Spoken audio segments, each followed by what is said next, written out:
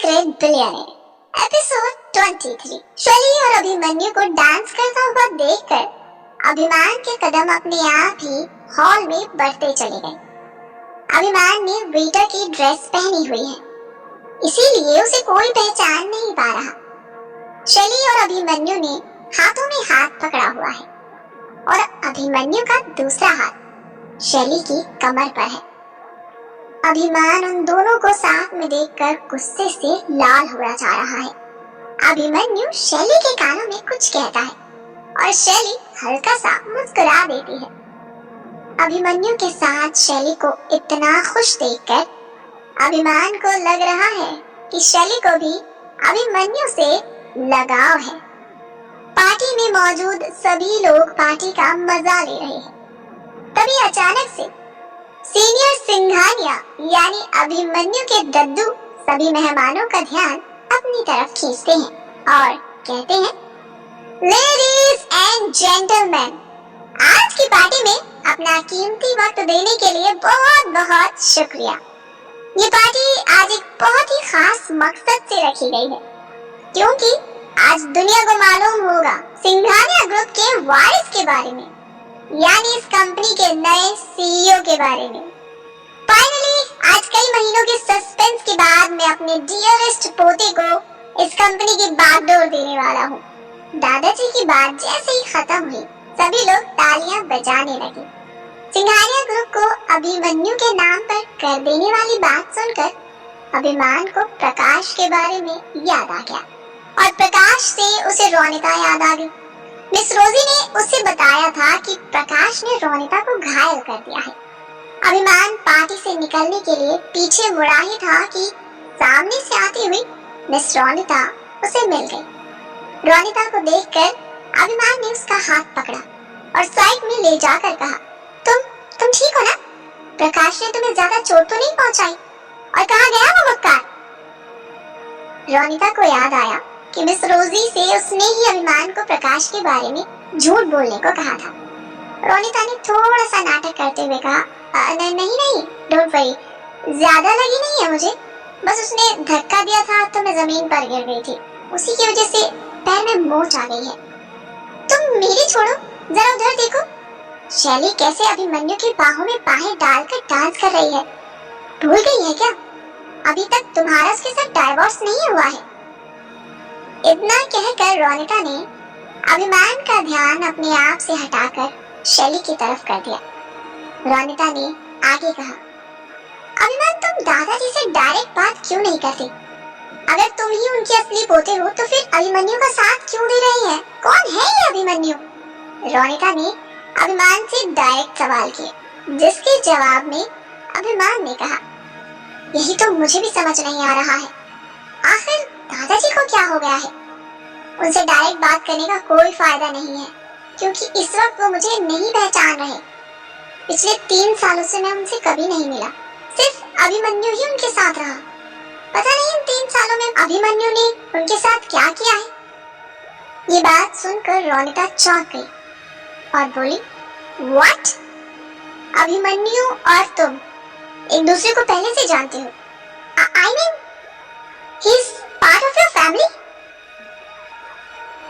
रोनिता के सवाल पर अभिमान ने जवाब देते हुए कहा, हाँ, ऐसा ही कुछ समझ लो। रोनिता ये सुनकर हैरान रह गई और बोली, डूड, इसका मतलब वो सिंघानिया ग्रुप को काफी अच्छे से और गहराई से जानता है। अभिमान ने रोनिता की बात का जवाब देते हुए कहा, ऑफ कोर्स, वो सिंघानिया ग्रुप के असली वारिस को गद्दी से उतारकर खुद वहां बैठा है। आप खुद समझ जाओ वो कितना चालाक होगा। अभिमन्यु और शैली अब भी हाथों में हाथ डालकर डांस कर रहे हैं। अभिमन्यु ने शैली से कहा, तो आपका डाइवोर्स कब है?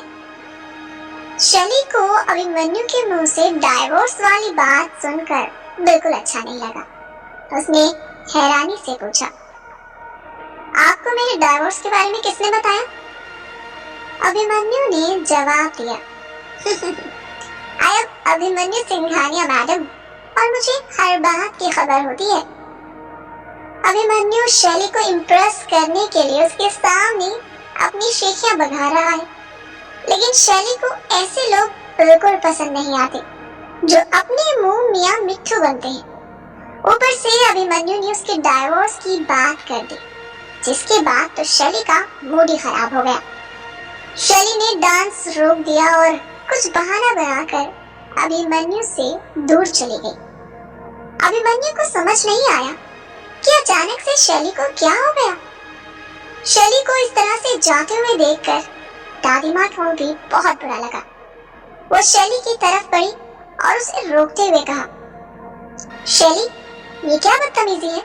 मिस्टर अभिमन्यु नाराज हो जाएंगे। शैली ने दादी माँ से कहा, सो व्हाट दादी माँ, वो नाराज हो भी जाए तो मुझे क्या? शैली की बातें सुनकर दादी माँ ने कहा, बेवकूफ लड़की हो तुम, तुम्हारे लिए वो 2 कौड़ी का अभिमान ही ठीक है। तुम अभिमन्यु जैसे बिलियनेयर को डिजर्व ही नहीं करती। इतना कहकर दादी माँ झुंझलाकर वहां से चली गई। दादी माँ सीधी शैली की मॉम के पास पहुंची और उनसे कहा, शैली को अच्छे से समझा क्यों नहीं देती? उसके ये नखरे नहीं चलने वाले। मिस्टर अभिमन्यु से तो शादी उसे करनी ही होगी। शैली की मॉम को समझ नहीं आया कि आखिर दादी माँ शैली पर इतना ज्यादा गुस्सा किस बात के लिए है। सिंघानिया ग्रुप के मालिक और अभिमन्यु के दादाजी यानी मिस्टर रुद्र सिंघानिया ने पार्टी में आए सभी मेहमानों का ध्यान एक बार फिर अपनी तरफ खींचा। उन्होंने पहले तो सबको अच्छे से वेलकम किया और फिर कहा, आज मैं आपको मेरी पार्टी में मौजूद बहुत खास मेहमानों से मिलवाने वाला हूँ। The Bhalla family Singhania family के बहुत करीब है। मिस्टर सिंघानिया ने भरी महफिल में भल्ला फैमिली का नाम लेकर भल्ला फैमिली की शान ही बढ़ा दी थी। दादी माँ तो खुद पर गुरूर करने लगी। सिंघानिया की पार्टी में शहर के बड़े बड़े बिजनेसमैन और पॉलिटिशियंस आए हुए हैं, लेकिन सिर्फ भल्ला फैमिली का नाम लेकर मिस्टर सिंघानिया ने उन्हें सबके सामने हाईलाइट कर दिया। मिस्टर रुद्र सिंघानिया ने आगे कहा, भल्ला फैमिली के साथ मेरा ताल्लुक कोई नया नहीं है, बल्कि बहुत पुराना है। मिस्टर रंजीत भल्ला मेरे बहुत अच्छे दोस्त थे। उनकी ख्वाहिश थी कि भल्ला फैमिली और सिंघानिया फैमिली की दोस्ती रिश्तेदारी में बदल जाए। हमने अपने बच्चों की शादियां भी करानी चाहिए, लेकिन हो नहीं पाई। लेकिन फिर एक उम्मीद जगी और हमने सोचा कि जब हमारे पोता पोती बड़े होंगे तो उनकी शादी हम जरूर कराएंगे। अभी मिस्टर रुद्र सिंघानिया कह ही रहे थे कि शैली की दादी माँ ने बीच में ही उनकी बात को काटते हुए कहा, भाई साहब, जो हो गया उसको तो मैं नहीं बदल सकती, लेकिन हाँ, अपने लेट हस्बैंड की इस ख्वाहिश को मैं जरूर पूरा करूंगी और आपका ये प्रपोजल हमें मंजूर है। लेडीज एंड जेंटलमैन, मैं अपनी पोती शैली भल्ला और मिस्टर सिंघानिया के पोते अभिमन्यु की शादी का ऐलान करती हूँ। दादी माँ इतनी जल्दबाजी में थी कि उन्होंने इतना बड़ा ऐलान करने से पहले ना तो मिस्टर रुद्र सिंघानिया से पूछा, ना शैली से और ना ही उसके पेरेंट्स से। शैली ने जब अपनी और अभिमन्यु की शादी की बात सुनी तो उसको बहुत गुस्सा आया, लेकिन अभिमन्यु के दिल में तो लड्डू फूट रहे थे। उसके तो दिल की बात पूरी हो चुकी थी। मिस्टर रुद्र सिंघानिया ने भी अपनी बात पूरी किए बिना खुशी जाहिर करे शैली की दादी माँ की बातों पर तालियां बजानी शुरू कर दी। अभिमान ये सब होता हुआ नहीं देख सकता, इसीलिए उसने सबके सामने आकर चिल्लाते हुए कहा, आप ऐसा नहीं कर सकती। अभिमान को देखकर शैली और पूरा भल्ला परिवार हैरान रह गया। मिस्टर रुद्र सिंघानिया ने अभिमान को देखा और आगे बढ़कर कहा, तुम कौन हो बरखुरदार? अभिमान ने दादाजी की आंखों में आंखें मिलाते हुए कहा, मैं शैली का हस्बैंड हूँ। अभी उसने मुझे डाइवोर्स नहीं दिया। वैसे तो एक रिश्ता मेरा आपसे भी है, लेकिन यहाँ तो ऐसा लगता है जैसे हर कोई भूल चुका है उसका मुझसे क्या ताल्लुक है। अभिमान ने सबके सामने शैली और उसके डाइवोर्स की बात की, जो शैली को बिल्कुल अच्छी नहीं लगी। शैली ने अभिमान पर चिल्लाते हुए कहा, तुम्हें बहुत शौक है ना डाइवोर्स लेने का? ठीक है, कल ही जाकर हम डाइवोर्स ले लेंगे। अब मैं भी तुम्हारे नाम के साथ जुड़ना नहीं चाहती, क्योंकि इस बेबुनियादी रिश्ते का कोई मतलब नहीं है। अभिमान को शैली से ऐसे ही किसी जवाब की उम्मीद थी। अभिमान ने शैली से कहा, ऑफ कोर्स, मैं तो भूल ही गया था। तुम भला क्यों डाइवोर्स नहीं दोगी? तुम्हें तो सिंघानिया ग्रुप की इतनी बड़ी जायदाद मिलने वाली है। क्यों? सही कहा ना मैंने? अभिमान ने शैली को इनडायरेक्टली गोल्ड डिगर कह दिया है। ये सुनकर पार्टी में मौजूद हर कोई हैरान रह गया। अभिमान ने आगे कहा, लेकिन मेरी एक बात याद रखना शैली, तुम अपने मकसद में कभी कामयाब नहीं हो पाओगी, क्योंकि जिस शख्स से तुम शादी करके सिंघानिया ग्रुप की मालकिन बनने के सपने देख रही हो ना, वो खुद कुछ दिनों पर सड़कों पर आने वाला है। और ये वादा है मेरा तुमसे। अभिमान सिंघानिया का वादा है। अभिमान की बातें सुनकर हर कोई हैरान रह गया। अभिमान का सरनेम ऑलरेडी सिंघानिया ग्रुप से काफी मिलता है। ये बात भी सबको बहुत हैरान कर रही है।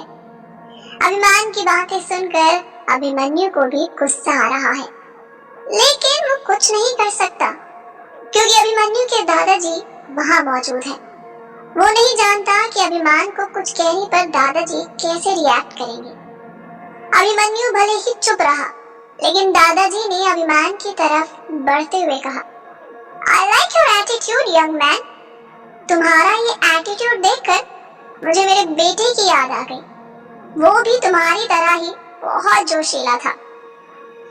दादाजी की बात सुनकर अभिमान ने गुरूर करते हुए अपनी भौहें चढ़ाकर कहा, ऑफ कोर्स दादाजी, आखिर मैं भी तो उनका ही खून हूँ।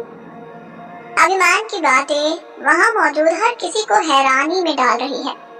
अभिमान ने एक बार फिर से मिस्टर रुद्र सिंघानिया को याद दिलाने की कोशिश की कि वही सिंघानिया ग्रुप का असली वारिस है, लेकिन दादाजी ने इस बार भी हंसी में उसकी बात टाल दी। अभिमान अभी तक शैली को डाइवोर्स देना नहीं चाहता था, लेकिन अभिमन्यु के साथ उसकी शादी की बात सुनकर उसका दिल टूट गया। अभिमान शैली पर इल्जाम लगा रहा है कि शैली ने कैसे अभिमान को धोखा दिया। वो शादीशुदा होते हुए किसी और से शादी नहीं कर सकती। तभी पार्टी में एक लड़की भागती भागते हुई आई। उसके पीछे कुछ गार्ड्स भी थे जो उसे गेट से ही रोकने की कोशिश कर रहे थे, लेकिन वो लड़की बिल्कुल नहीं रुकी। मिस्टर रुद्र सिंघानिया ने उन गार्ड्स को रोका और उस लड़की से पूछा, ये क्या बदतमीजी है? कौन हो तुम? ये हमारी प्राइवेट पार्टी है, आप बिना परमिशन के कैसे चली आ रही हैं? उस लड़की ने कहा, मेरा नाम शालिनी है और मैं यहाँ उस शख्स से मिलने आई हूँ जो मुझे धोखा देकर घूमता फिर रहा है और महीनों से मुझसे नजर चुरा रहा है। आज मैं उसे किसी भी कीमत पर मिलकर रहूंगी। मिस्टर रुद्र सिंघानिया ने उस लड़की को देखा। वो 6 महीने की प्रेग्नेंट है और उसका पेट भी बाहर की तरफ साफ दिखाई दे रहा है। मिस्टर सिंघानिया ने लड़की से पूछा, तुम किसकी बात कर रही हो? शालिनी ने अपने हाथ से इशारा किया और वो कोई और नहीं बल्कि अभिमान है। शालिनी ने अभिमान की तरफ इशारा करते हुए कहा, वो है मेरे होने वाले बच्चे का बाप जो मुझसे पिछले कई दिनों से छुपता और भागता हुआ फिर रहा है। एक अनजान लड़की ने आते ही अभिमान पर इतना बड़ा इल्जाम लगा दिया। तो क्या वाकई में अभिमान ही है उसके बच्चे का बाप? कौन है वो लड़की और क्यों अभिमान को कह रही है धोखेबाज? जानने के लिए सुनते रहिए सीक्रेट बिलियनेयर। अब सीक्रेट बिलियनेयर के हर रोज रोमांचक एपिसोड सुनने के लिए हमारे YouTube चैनल सीरीज FM को ज्वाइन करें, चैनल को सब्सक्राइब करें और बेल आइकन को प्रेस कर दें ताकि नए नए एपिसोड की नोटिफिकेशन आप तक सबसे पहले पहुंच सके। ये एपिसोड पसंद आया हो तो कमेंट करके जरूर बताइएगा।